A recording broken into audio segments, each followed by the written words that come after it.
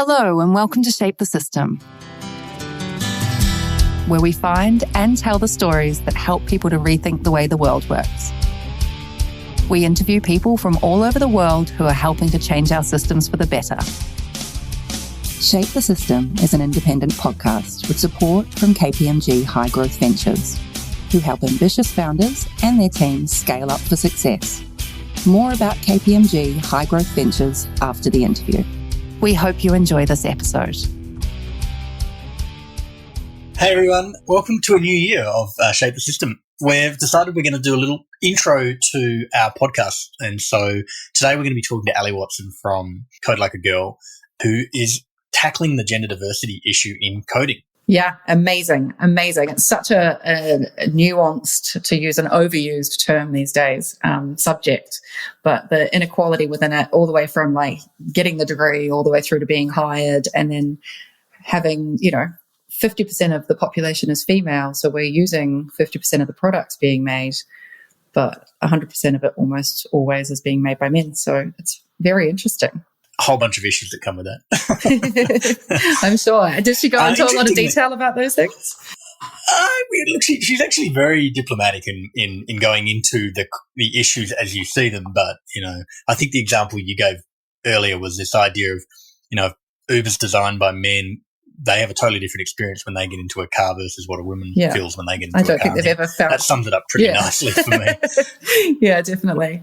Interestingly, this gender gap is you'd think my original thought was, this is a hiring problem, but Ali talks about all the systemic reasons, and it's far deeper than that. And it's super, super interesting. So we're going to hear from her about the systemic nature of some of these issues, which is super, super cool. And then the other thing which I'm excited for is that, it's essentially what she set up as a social venture, and she's been moving away from the traditional kind of sponsorship model to a sustaining model. Really super interesting partnership model and how she does it. So there's a whole bunch of other rabbit holes. Oh, amazing. So she's changing two different systems. Well, I think one system's feeding the other. Yeah. So it's right in the pocket for a Shape the System. Shape the system with regards to the coding, but also work out how to get this thing so it can scale. Which incredible. Is super well, exciting. I'm excited. I hope all of our listeners out there enjoy the episode. We've got one more thing to talk about as well. We've got an event coming up. So we did a live event to launch our podcast, and way back when. At Christmas time, we tried to put on a live event at Christmas time. That did not go well. The year before last. So this one is the Conscious Space event, which is happening on the 13th and 14th in March in Sydney. It's going to have a live podcast in amongst lots of different amazing things. Free event. So check it out if you're in Sydney. Free event for anyone in Sydney. Yeah, should be good. I'm really excited because the speaker that we're going to have do the live podcast is in the sustainability and biodiversity sector, which is super interesting guy. Yeah, it's going to be super fun. Very interesting. Excellent. Well, we'll have links. Without further ado, enjoy the episode, guys. Bye. Hi everyone, welcome to Shape the System. I'm your host Vincent Turner, and today having a chat to Ali Watson of Scottish background. We're probably not going to make any Scottish jokes, but we might. Who knows? So Ali, let's get straight into this. I want to understand what it is that you're focused on and working on. Let's just jump into the problem and then we'll go from there. Cool. Okay. This is going to be hard to say it succinctly, so I'll do my best. So the problem I'm working on currently is the gender gap in the technology workforce, which for those that don't know, it's quite a male-dominated industry. Women account for, it's hard to say what women account for because a lot of the data is very much self-reported from tech industry, right. But we're probably around 16 to 20% representation in that sort of technical workforce. Right. And there's consequences when you have missing women on the team. There's consequences where bias, sexism, a lot of the stuff when you've got a homogenous group of people creating products and solutions and technology. There's consequences of that because, you get a lot of biases in machine learning and algorithms, you get blind spots. So there's a dozen examples of products that have been created and they've just never even showed it to a woman or asked a woman about her opinion. And then they've realized like something major has been missing, or that they've created some really cool algorithm, but it's totally sexist and biased and offensive. Yes, it's baked in all their own preconceived. Exactly. And so that's sort of one of the consequences. And then also we have a really big global shortage of technologists. So I personally see that women are a massively untapped resource. And if we can overcome some of those barriers that they face, then we can, tap into that and get more people to the field and solve that digital skills gap. So that's the problem. That's what I'm solving. That sounds pretty insurmountable. Now, look, the thing that I want to firstly understand is you talked about this kind of 16 to 20%.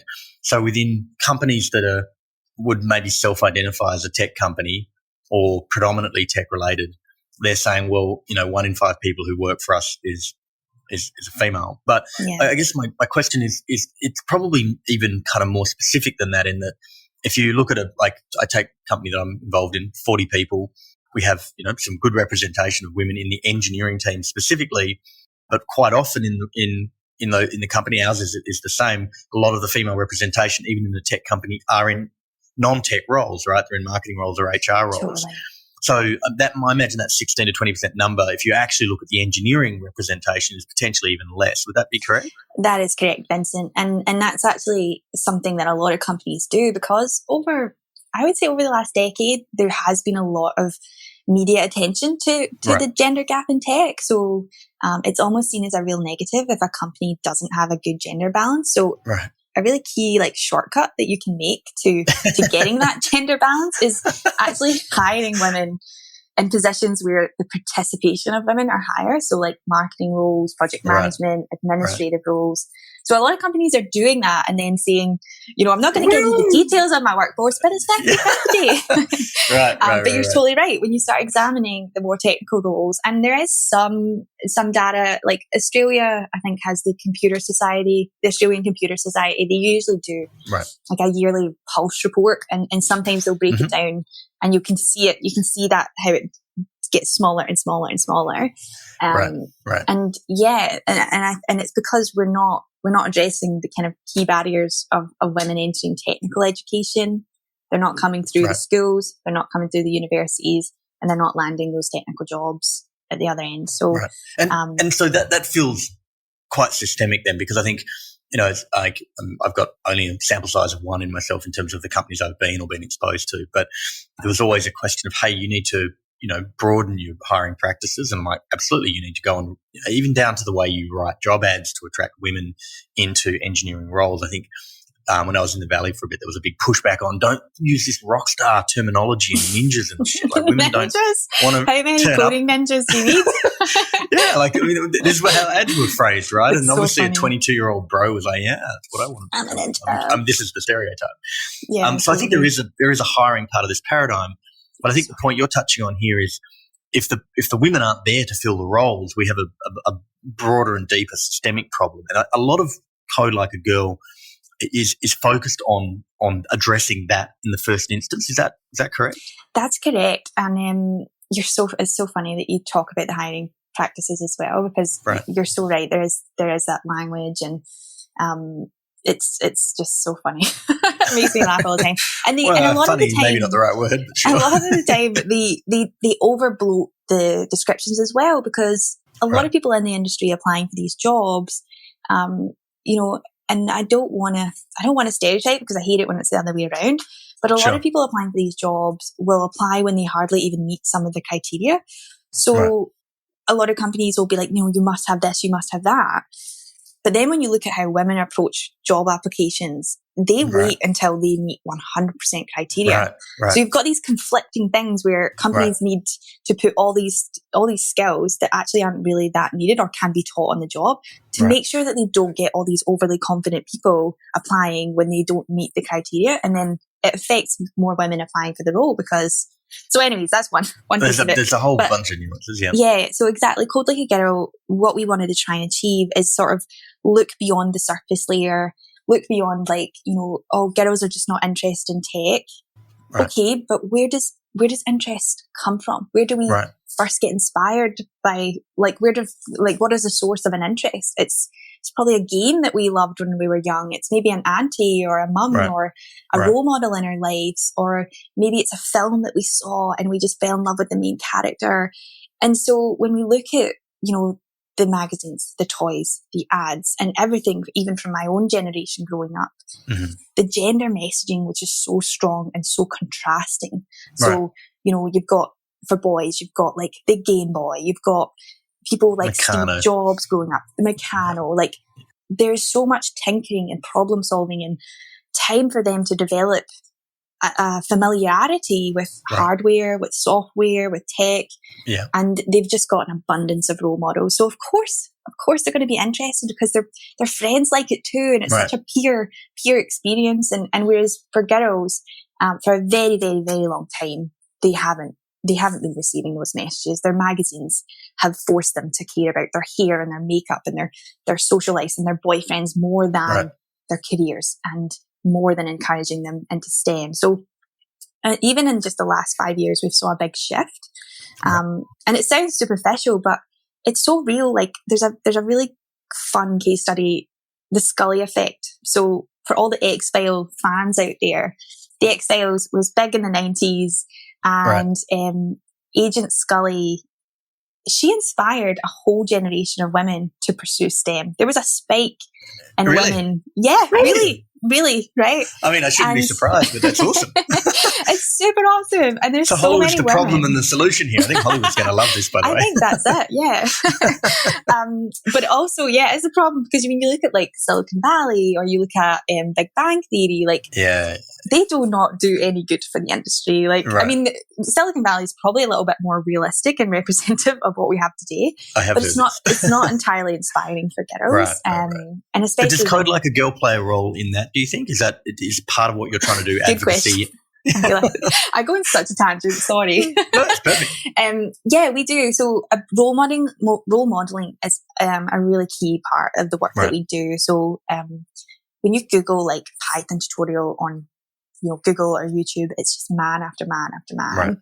Right. When you look up like startup quotes, it's just guy after. I mean, it's just flooded, right? So for us, what was really important is to create education that was created by women, that was delivered by women, that actually served as a role model in themselves. So whether it's delivering coding camps for the young kiddies, whether it's doing YouTube videos of like unboxing little tech toys and things, or whether it's our adult education, they're all developed and delivered by women who are actively working in the industry, who are that direct, relatable role model that is so missing for a lot of women.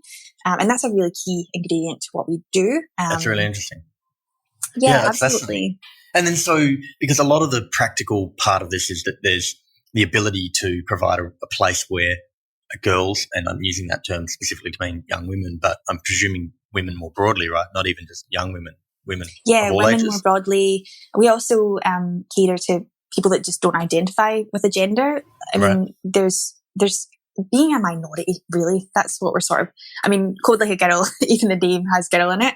But as time goes by, as we progress as society, there's definitely a need to have some place that is safe for them to be really comfortable with tech and get to know it and ask dumb questions and be curious and feel that they can put their hand up. Because what happens in a contrasting situation to that, and a lot of people give us like a bit of stick because, you'll get that classic online troll that's like, why are you designing education for girls? Like, why does education for girls have to be different to education for boys? Like, you get the typical questions like, why are you giving them this environment when the real world is different? When there's millions of co-ed coding education out there. There's millions of co-ed experiences, and in that experience, a woman's confidence drops because a lot of the time, as we sort of just mentioned, boys have been conditioned from a really young age to be much more confident in this space. Mm-hmm. So a woman will get into that, or a young girl will be in a coding class for the very first time, and the boys are like 3 steps ahead. They're just a bit more confident. They're sort of talking over, grabbing tablets. It's just, it's not a positive first experience. And so that girl instantly says, this is for boys. Like, the boys are much better than this. Right.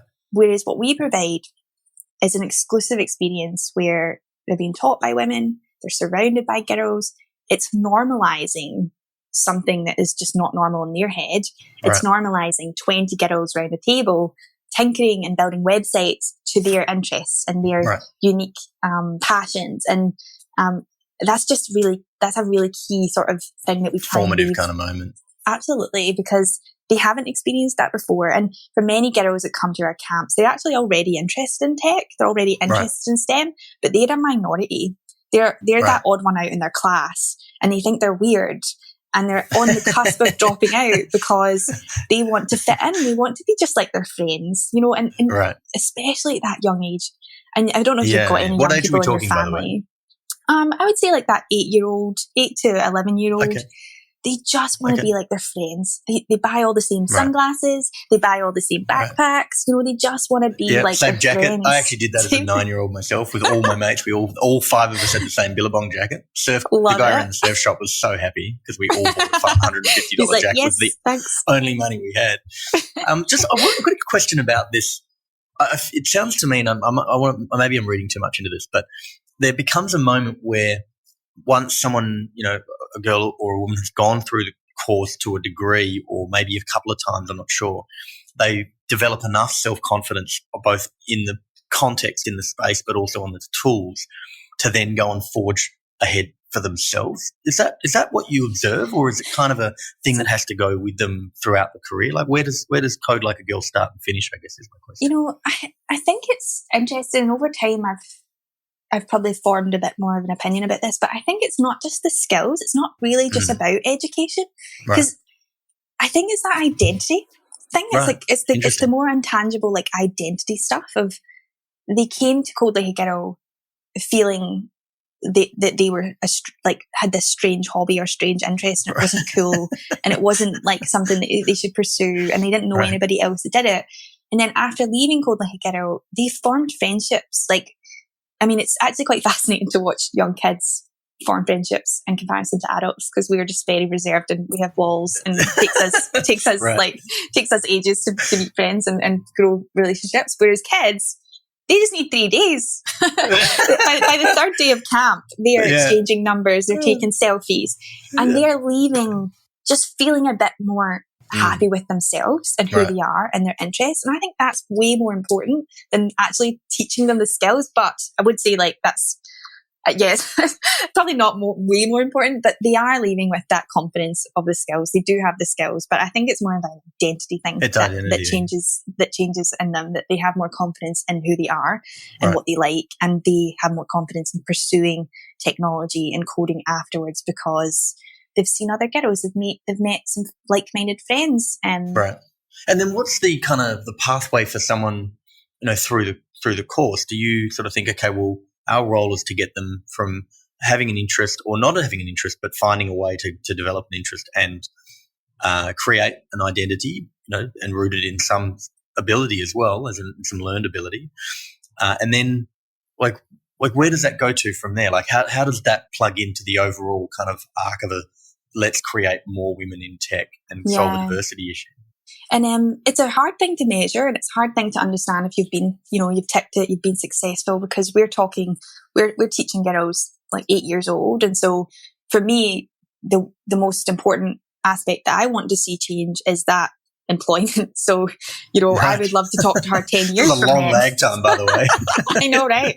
Welcome to my world. It's hard to measure, but for me, if she leaves our camp and she says that she's more likely to pursue a science or technology or, you know, engineering in school, that's a major win. Or she has role models now. She understands that there's women in this industry. Like, for many of the girls, we do a lot of pre-surveys, post-surveys. Like, as a social enterprise, this kind of measurement and improvement stuff is baked into everything that we do. So we do a lot of, like, we have a lot of data that we just ask them, like, simple questions like, are you confident in your skills in technology? Do you have any friends in tech, like that like technology too?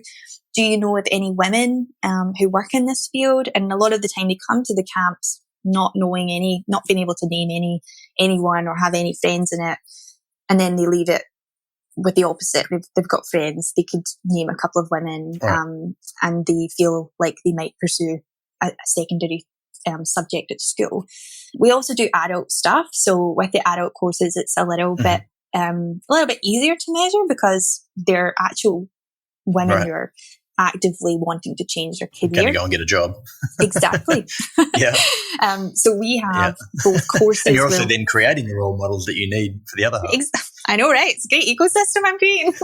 It's like a big one. Yeah, I'm pretty much creating my workers for the future. Perfect. And so with the adult education, the ultimate goal, we run an internship program. So we work with, we're almost at 30 partners across Australia, but we're working at those very entry level software engineer roles. So we'll place a woman in a 3-month or 6-month paid internship where she'll get the skills on the job.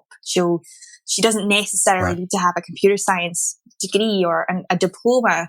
These companies are investing in her and, her skill set, which is maybe just like a base foundational knowledge. Yep. So we have placed, I think, 68 women in the last 2 years into these paid engineer roles, and 70% of them have been offered full-time jobs with their hosting companies. So we're amazing. This is it's amazing. It's amazing to be able to say like, oh well, we're actually changing the workforce. We're putting women directly rather than, I love working with the kids, but it's a long game. It's a real long game. So with the courses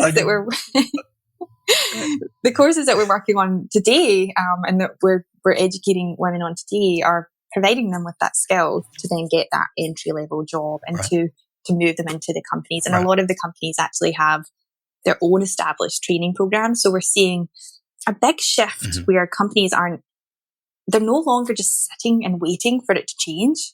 They're saying, you know what, if we really want diversity, if we really want to change the dial on women coming into this industry, we need to do a role. We have to play a role in upskilling them. And it's just been fascinating to see that transition and to watch that change happen and to see them actively participate in that. And so, it's a really fascinating It's so thing. interesting you say that as well.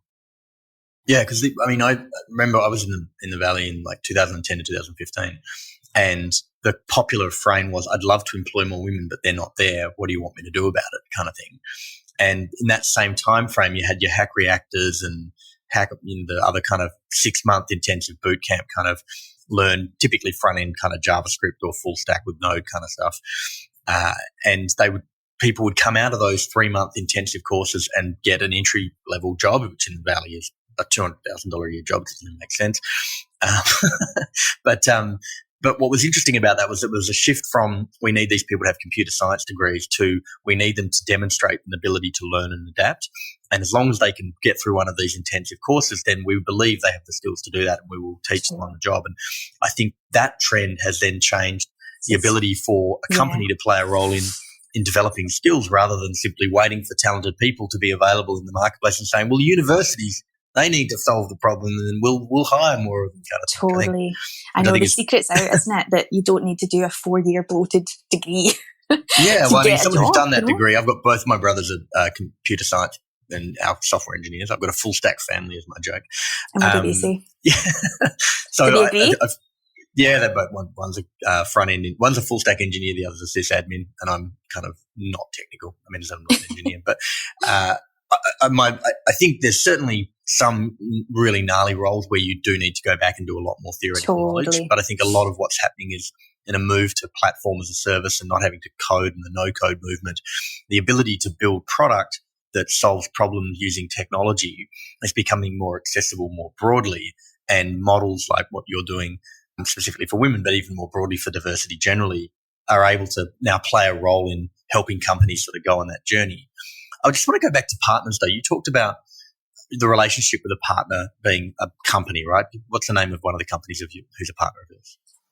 I'll say Woolies X, so the Woolworths Group. Do you know where like you're based in Australia? Yes. Yep. Perfect. So they have one of the largest engineering teams in Australia. Right.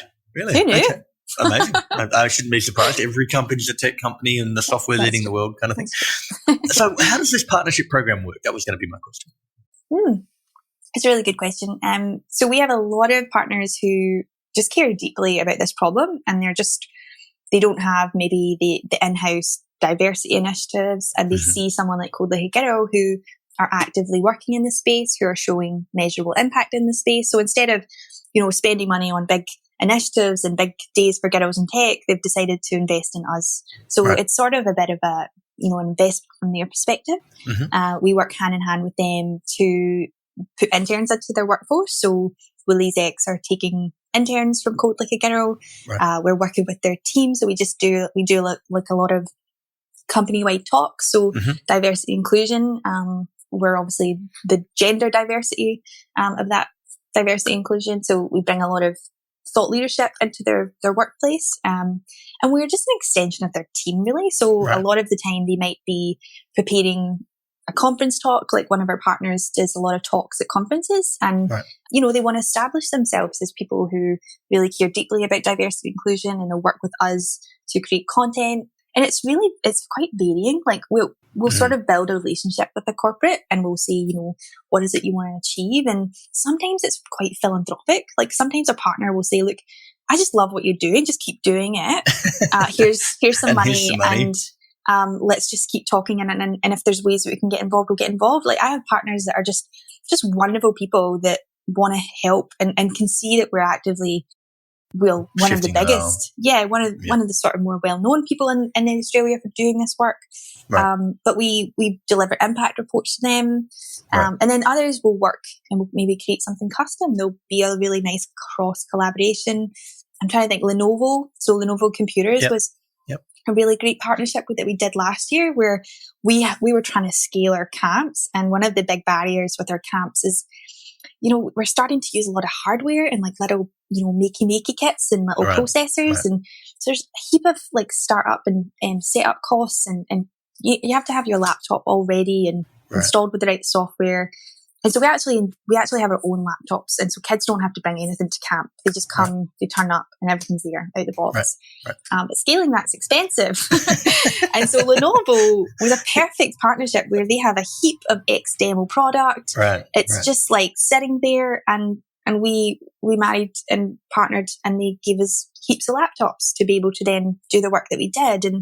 And that's just a perfect example of a corporate who cares about this, who has one part of the solution, and us who are sort of the delivery provider, I guess. And so I've got some related questions sort of here. So in terms of like although it's sounds customized, but the general vibe is that there's partners who engage because they care about the issue. They want to be part of the solution, and that may be simply benefacting hardware, time, money to help you run the programs or scale the programs, or they may actually want you to run a program for them to bring people into their environment and in turn and ultimately turn on. And effectively, they pay you to facilitate whatever that is.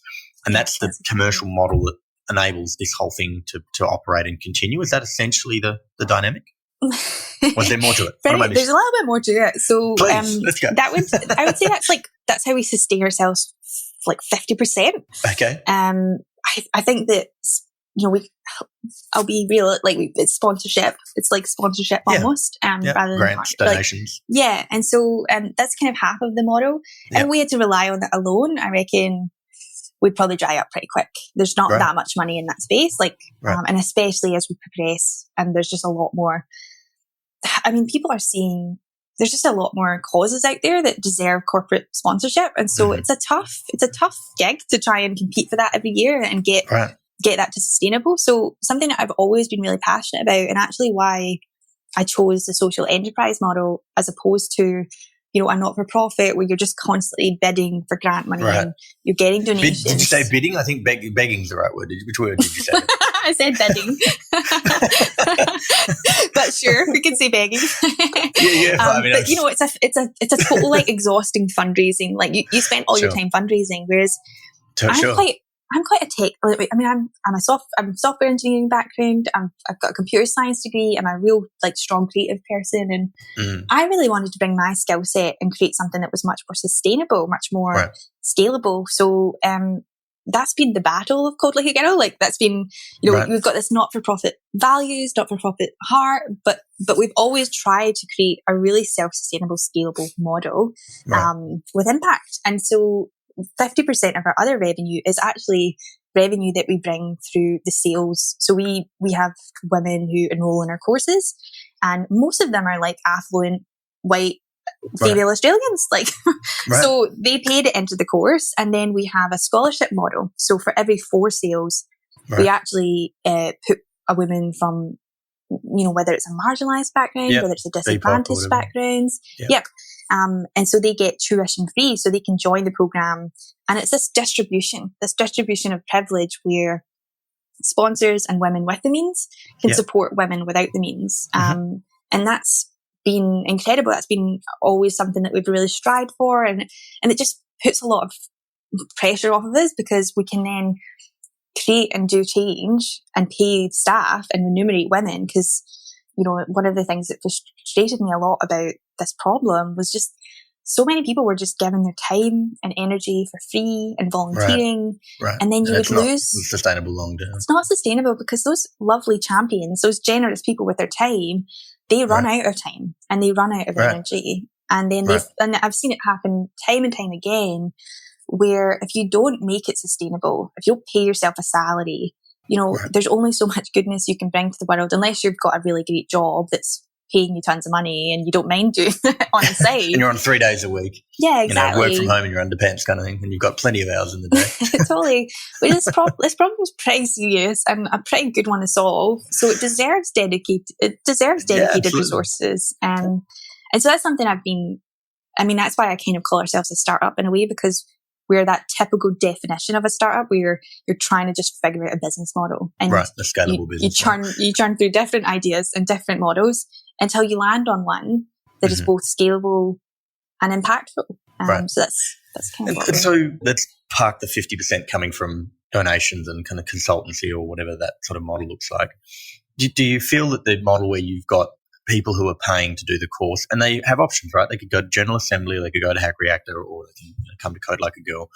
And that has a model. It reminds me a lot of, there was a company in India that was doing some repairing cataracts, I think. It wasn't Fred Hollows, it was a US-based company originally. And they had a similar model. They basically said, charge $100 for someone in the middle class of India to solve this problem, and it means we can solve it for $1 for someone who's not the middle class. So that model, that shared equity model, is kind of tested, quite robust generally. Do you feel like you're onto something with that model now, and the gap now is, how do you get 100 women to be doing a course every week as opposed to 10 women? Like, what's the thing that's now holding back scaling that model here in Australia, or even more broadly? That's a good question. I think that definitely with scale, it will be absolutely, I'd say if we only launched the online courses in August this year. We've had, it was actually kind of perfect, because we've got our biggest presence was Melbourne. Yeah, our biggest presence was Melbourne, and oh my God, it was almost like a fully Victorian lockdown cohort. We were all in therapy sessions with each other. What else are you going to do? You might as well learn to code. Totally. So we've had 90 women join the program since August. And what's been really good though, I think it's scalable, but I'm not putting the acceleration on yet, because I think there's just a lot to be said when you're working with individuals on a really meaningful and sort of small engagement where you can be a bit more intimate, and not to use your thing, but we're still shaping the system. We're still shaping you're still learning what program. Works. Right? Please use our name. That's perfect, actually. and if someone once told me, whenever you're designing a model or a service or a program, design it for 1,000 customers. So it's been designed, for scale. It's been designed that we can ramp it up when the time comes. But we're still, what we wanted to do most importantly was create education that was different to what was out there, like coding education. There's only a few people that are doing it really well, that's bringing a lot of creativity into the space. It's still it's very dry.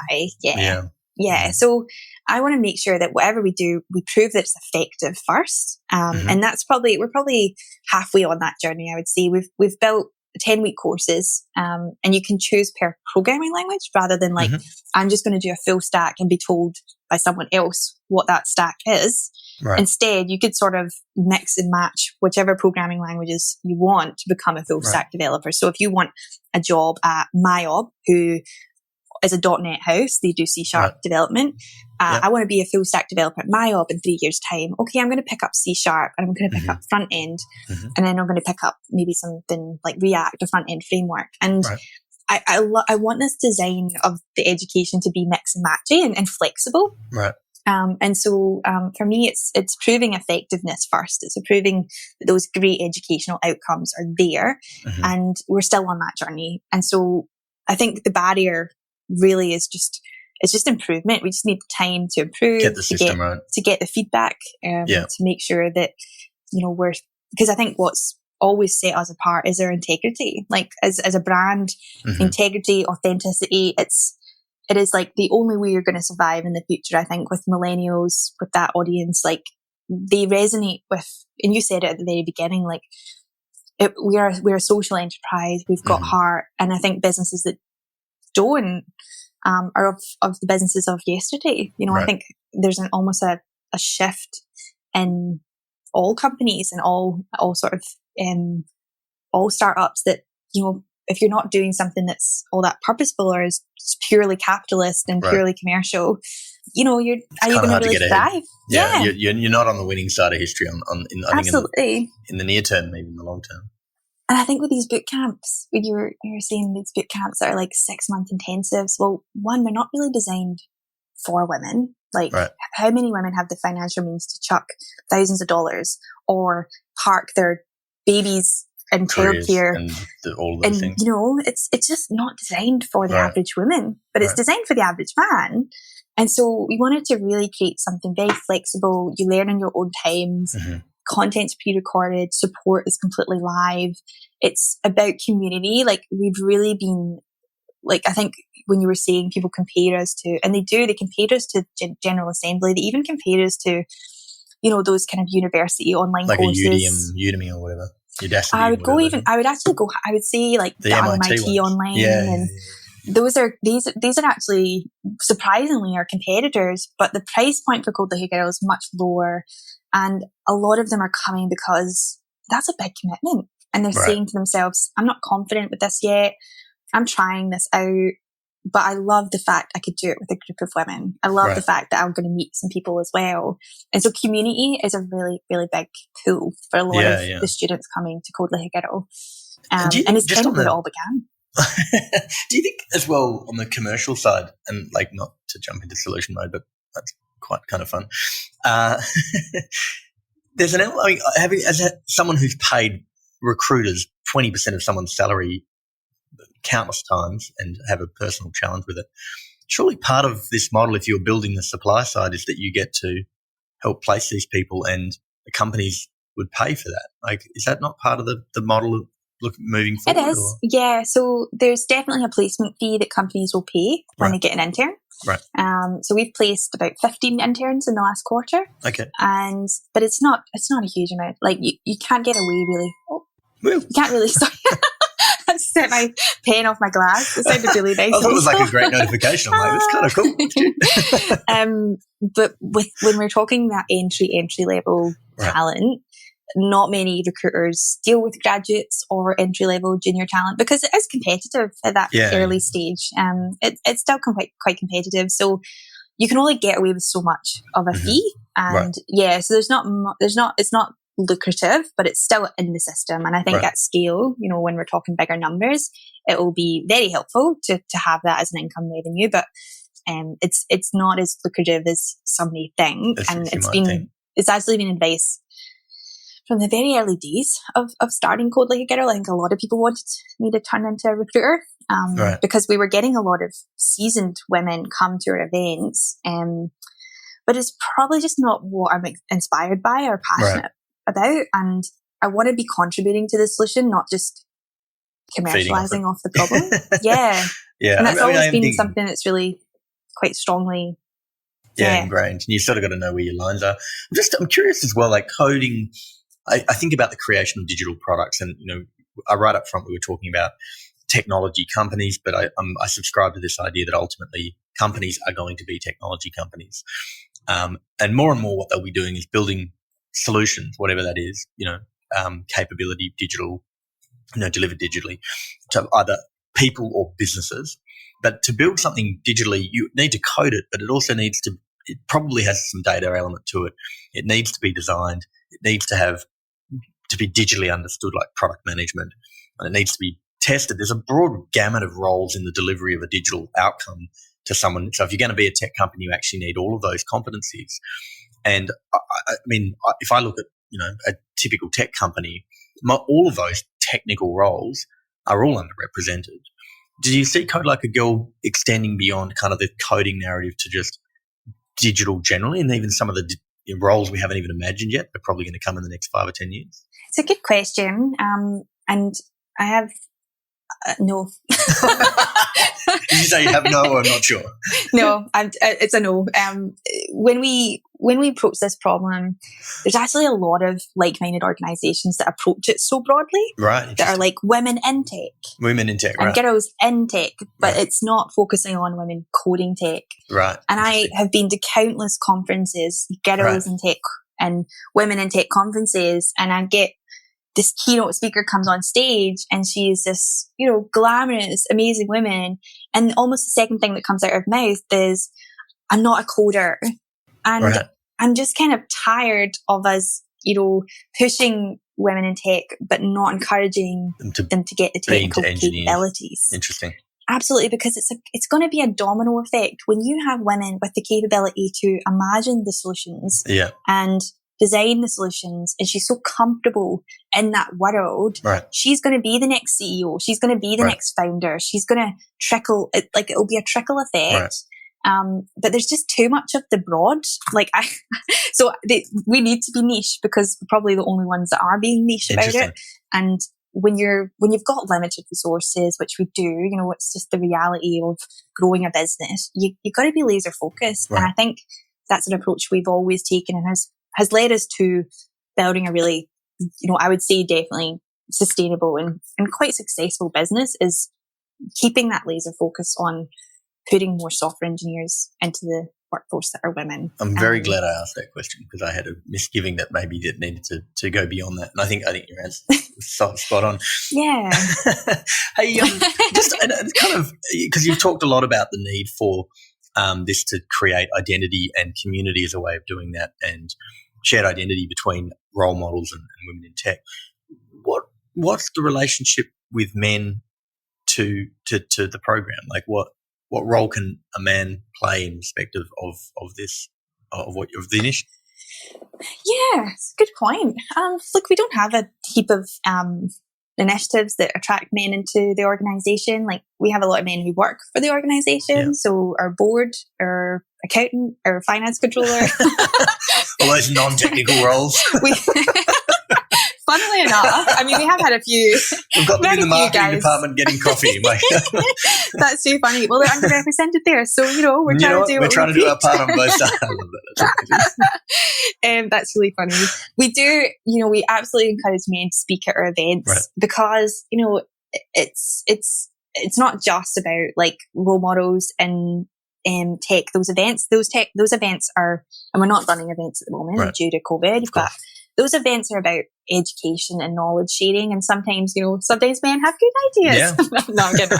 They have lots of good ideas, but so we don't discriminate, and we really like love having guys on our panels and being part of the solution. And there is so many men that have supported. Like, I would say that even from early on, Code Like a Girl has always been really positively received by like the community of developers, which happen to be always men. And so we've always had a lot of champions that have been either helping out here and there, but in terms of the model, there's no initiative or service where men can sign up. If you want to get involved, get involved. But a lot of the decision makers about the people behind the partnerships that we have, most of them are men, and they play a really active role in the success of Code Like a Girl. So yeah, it's certainly, they've never been a barrier. They've always been very supportive and welcoming and encouraging, and they get it. Like, a lot of them get it. A lot of them have daughters. Yeah. That's the typical one you always get. I have a daughter. What kind of world do I want her to grow up in? Exactly. But you know what? If that is the mechanism of change, then hopefully everybody has daughters. But there'll be the other ones that don't have daughters and still appreciate, and still want the change that we want to see too. Yeah. And then, good question. From your perspective, though, from where you are now, like this, there's still a need to like just really tighten down, especially on the program, the boot camp. I'm probably using the wrong word, the learning program. Once you get that really dialed in from a community perspective and a skills perspective and an advocacy perspective and even a delivery perspective, like where to from here? I mean, if you place 15 interns in a quarter, awesome. Clearly, to address the gender diversity, that needs to be 15,000 in a quarter or whatever it is. Like, how from here to there? Like, what does that look like for you now? Yeah, it's well, that's exactly what we're trying to achieve, that offset. Right. So if we looked at the pipeline of graduates coming in to the workforce, what I would like to be doing, and whether I do it alone or whether we partner with a lot of organizations to do it, is exactly that. Putting year on year about 5,000 women into the workforce is what we would really need to see. And that could actually be that it's not unrealistic. Like it's hard. It's going to be like, I don't know when I'll get to that point where I'm churning out that many interns a year. But if we were to do that, we would see the total balance of gender in 5 years from that. So that's what I'm working myself up to. I'm working myself up to the point where I don't have a job anymore, like where we have a balance. But I think people will also I say that jokingly, but I think there'll always be a need, just like we have, fitness programs that are just for women, or I think there'll always be a need for women to want to learn with other women. Yeah, I think there'll always be a need for that. But yeah, the longer term vision is to get myself to a point where Code Hero doesn't need to really exist. And what that looks like is 5,000 a year. But that's in Australia specifically. Any plans to go and replicate it in Scotland or more broadly? How are you thinking about it? I try not to think too big. Like I only really ever plan 90 days ahead. But seriously, I've always it's just hard to, when you're so, I'm very much in my business a lot of the time. Like we're not one of these luxurious startups that have, millions of dollars backing us. We're completely bootstrapped. Yeah, so it's, we only really we have big vision stuff, and that is currently the ultimate in Australia. We're launching our internship program in New Zealand soon. So that's going to be the first international service to go across the water, which is exciting. Yeah, we have had lots of interest, but because we've never landed on the perfect business model, I'm not really interested in it looking impressive. Like I don't want people to be like, oh, Code Girls in 10 countries. Right. But what are we achieving in those 10 countries? Right. Yep. Just presence alone isn't enough for me. I really care about meaningful impact. Right. And until I really achieve that, I'm probably not going to just whereas what we're working on at the moment is probably the most excited I've been in the 5 years I've been doing this. Yeah. The women that we're working with are so highly engaged and so passionate about changing their lives and their careers. That's the people I want to work with, because I know I can benefit them. I can work with them. And I'm finally doing that. I'm finally meeting those women and working with them. And so no plans to scale globally, but no actual physical plans, but we'd love to once we land on that model. I think and what we're working on is you could start it in different countries. We're even talking about translations at the moment and getting potentially funding for doing that. Yeah. I think your intuition's right. I think get it right in one place, and not get it right in terms of, hey, we know how to deliver the program, but we know the program works. We know it sustains itself. Totally. We know it has the impact we've been trying to have. And that, to your point, is a longer lag time. Even in the 8-week, 12-week, hack program that then results in a job, you still need to know 5 years later, are they still in tech? Have they made a full move, and do they identify as an engineer? To really work. That's an amazing. I think we've probably got one more question that I wanted to just sort of understand. How you've got obviously an engineering background, but when you woke up 5 years ago and when I'm going to change the narrative here, what happened? Yeah, well, my original plan when I was younger was I was going to go to art school. That was my plan. Perfect. And then I got rejected from art school. Not so perfect. Not perfect at all.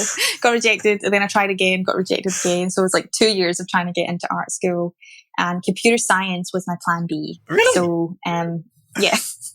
Those things seem kind of incongruous. How does that? People always say that, and I, having done both, like, I mean, I didn't do a degree in arts, but I did a few. Yeah.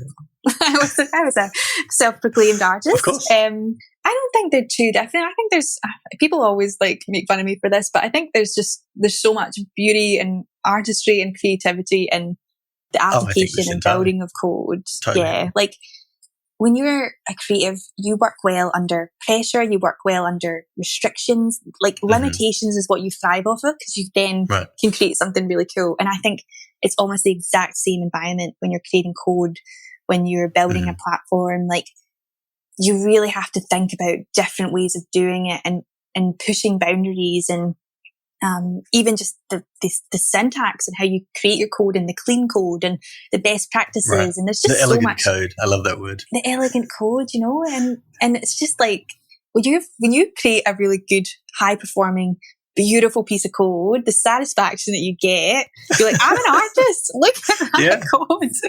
And so I don't think, you know, I then, you know, I graduated with my computer science degree. I walked straight into a job, because that is what happens when you've got that sort of education background. There's just jobs in abundance in this area.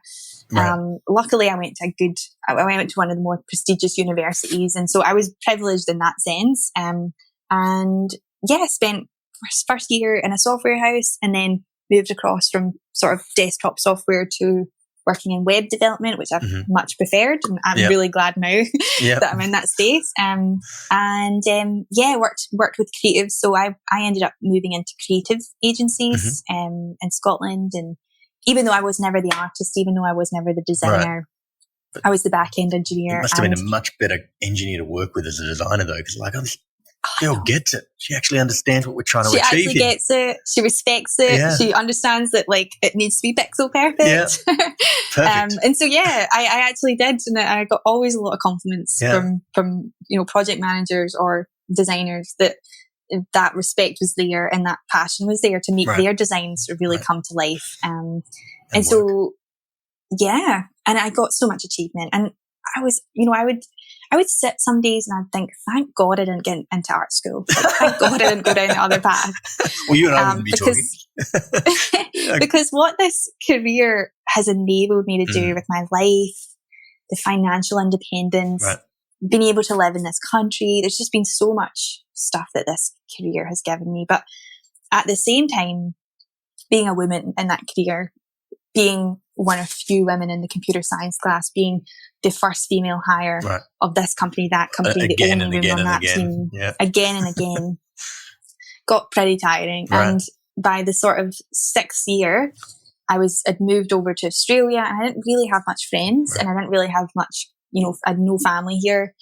And so it was just that moment where I was like, you know, I could really do with having a glass of wine with another woman and talking programming languages, because that's my jam. I reckon I could make a friend. And so it really started off as just I just wanted to find a sense of belonging in a tribe and find friendship. And so Code Like a Girl started as just a meetup. I posted on meetups.com, Code Like a Girl, and then we had over 100 RSVPs within 2 weeks. Jesus. I nearly fell off my seat. This is in Melbourne. This is in Melbourne. Yeah. And I was just like, where have they been all my life? And that was the most special night. Because, for the first time, I was meeting all these women that I just never came across in my whole entire career. No ninjas. Well, maybe some of them would identify as a ninja, not all of them.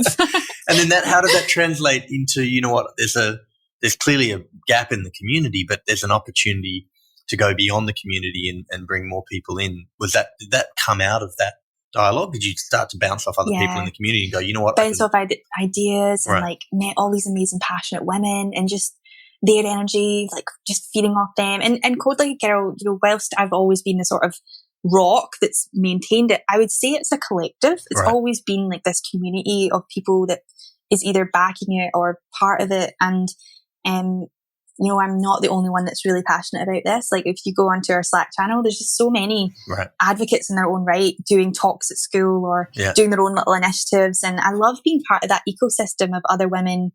And it's really pushed me to come up with different ideas and different solutions. And I think always what I've had that I've grounded myself with is like, as long as I'm adding extra value, as long as I'm adding real value to this area, right.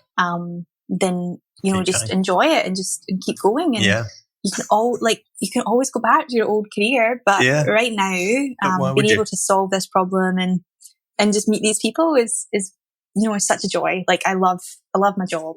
It sounds really cheesy, but I love the people I work with and the women I meet through Code Like a Girl are just genuinely great people, and the impact they're having it feels pretty good. I feel very lucky. Good, that's awesome. Well, we'll leave it there today. I feel like we could probably keep talking for a while, but I'm stoked to hear all of that.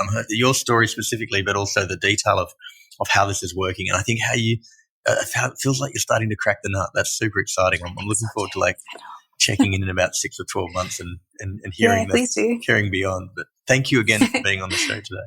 No problem, Vincent. It's been really fun. I really enjoyed it. Good. Nice one.